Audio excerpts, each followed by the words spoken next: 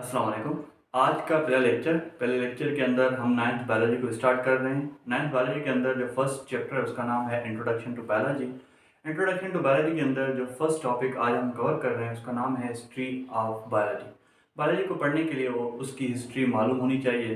तो हिस्ट्री को अगर देखा जाए, एक साइंटिस्ट था एरिस्टोटल, ग्रीक टाइम का, और उस एरिस्टोटल ने बायोलॉजी की स्टार्ट की थी और इसीलिए ही कहा गया Aristotle is known as the father of biology. Aristotle को फादर ऑफ बायोलॉजी माना जाता है। एरिस्टोटल को फादर ऑफ बायोलॉजी क्यों माना जाता है? क्योंकि he observed different types of organisms.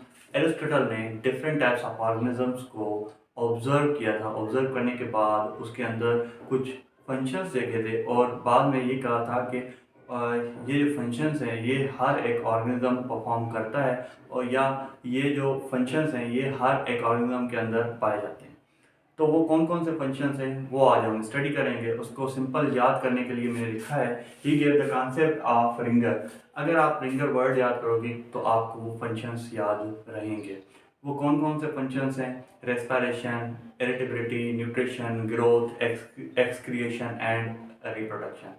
पहले पहले आता है रेस्पिरेशन। रेस्पिरेशन में है एक्सचेंज ऑफ गैसेस।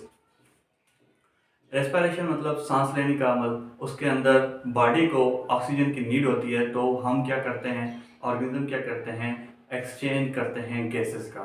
कैसे? ऑक्सीजन को हम बॉडी के अंदर इनहेल करते हैं और कार्बन डाइऑक्साइड को बॉडी से एक्सहेल करते हैं, और ऐसे ही लाइफ जो है सर्वाइव करते हैं। दूसरा है इरिटेबिलिटी। इरिटेबिलिटी में बॉडी जो है किसी भी स्टिमुलेशन को या स्टिमुलस को रिस्पॉन्स करती है। जैसे अगर आपको कोई चींटी काटती है तो वो आपको पेन देती है, तो बॉडी जो है उसको रिस्पॉन्स करती है, आप उसको वहाँ से हटा देते हो सो दैट आप नॉर्मल फील करो। तो इस चीज़ को हम, इस फंक्शन को हम इरिटेबिलिटी कहते हैं। तीसरा है न्यूट्रिशन। न्यूट्रिशन में है fuel for health and energy. जैसे एक गाड़ी को कोई डिस्टेंस ट्रेवल करने के लिए फ्यूल की ज़रूरत होती है, वैसे ही ऑर्गेनिजम्स को फंक्शंस परफॉर्म करने के लिए एनर्जी की ज़रूरत होती है। और वो जो न्यूट्रिशन है वो एक फ्यूल की तरह बॉडी के अंदर काम करता है। जो हम खाते हैं उससे हम न्यूट्रिशन, ग़िज़ा हासिल करते हैं, और उस न्यूट्रिशन के अंदर हमें प्रोटीन्स, कार्बोहाइड्रेट्स और बहुत सारे ऑर्गेनिक, इनऑर्गेनिक मटेरियल्स मिलते हैं, मॉलिक्यूल्स मिलते हैं। तो अगर हम न्यूट्रिशन हासिल ना करें तो हमारे अंदर एनर्जी प्रोड्यूस नहीं हो पाएगी, और एनर्जी जब हमारे बॉडी के अंदर प्रोड्यूस नहीं हो पाएगी तो हम सर्वाइव नहीं कर पाएंगे। उसके बाद आता है ग्रोथ। ग्रोथ में है developing and maturing physically and mentally. एक ऑर्गेनिज्म जो है वो, उसके अंदर सडन चेंजेस आती है, वो ग्रोथ करता है, और ग्रोथ किस किस चीज़ में आती है? उसकी फिजिकल ग्रोथ आती है और उसकी मेंटल ग्रोथ आती है, जिसको हम मैच्योरेशन कहते हैं।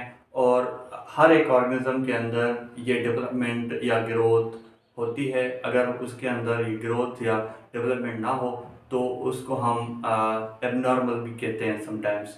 तो हर एक ऑर्गेनिज्म के अंदर डेवलपमेंट या ग्रोथ भी होती है। उसके बाद आता है एक्सक्रिएशन। हमने पढ़ा था न्यूट्रिशन। न्यूट्रिशन में मैंने ये बताया था कि हम कोई भी फूड खाते हैं तो उससे हमें एनर्जी मिलती है।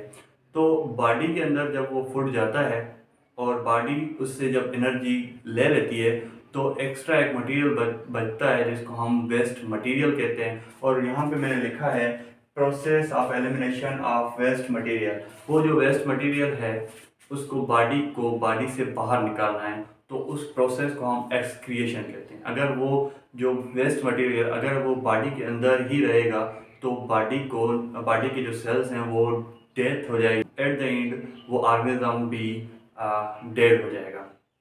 तो लास्ट में है रिप्रोडक्शन। रिप्रोडक्शन में क्या है? Formation of offspring.